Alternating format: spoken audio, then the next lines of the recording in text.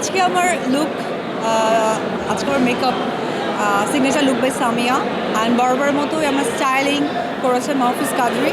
আর আমি যে ড্রেসটা পরেছি এটা হচ্ছে পরশু। এবারে মা দিবসটা কেমন কাটলো বিশ্বাসে?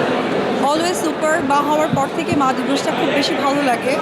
আমি মা হয়ে ভালো লাগে, বাট মিস করি আমি আমার মাকে। এই যে নানান আলোচনা সমালোচনা মাঝে মাঝে মাথা ছাড়া দিয়ে ওঠে আসলে, আপনিও দেখেছেন রিসেন্ট একটা ইস্যু নিয়েও হয়তো চোখে পড়েছে আসলে। সেই সব আলোচনা সমালোচনা আসলে কী বলবেন এগুলো নিয়ে আসলে?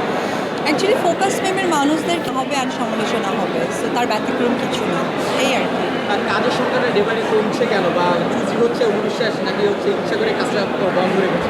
দায়বদ্ধতা যখন বেড়ে যায় তখন আসলে কাজের জায়গাটা একটু বেছে করাটাই মনে হয় যে ভালো, তাই আমিও তার ব্যতিক্রম নই।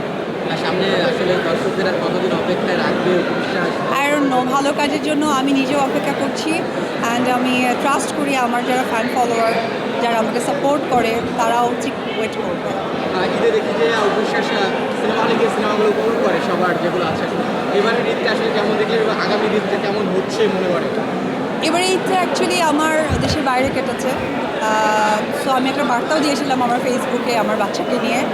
আর ঈদের সিনেমা চেনি, কারণ অপবিশ্বাস চিত্রনায়িকার পাশাপাশি একজন ব্যবসায়ীও ব্যবসাতে একটু মনোযোগী হয়েছে।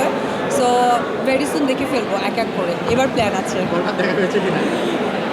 স্পেসিফিক না, যেহেতু চলচ্চিত্রের সব কিছু সিনেমাই আমার। ডেফিনেটলি বরবাদ হচ্ছে আমাদের ঘরের ছবি। সো এখনও কোনোটাই দেখা হয়নি, বাট দেখবো।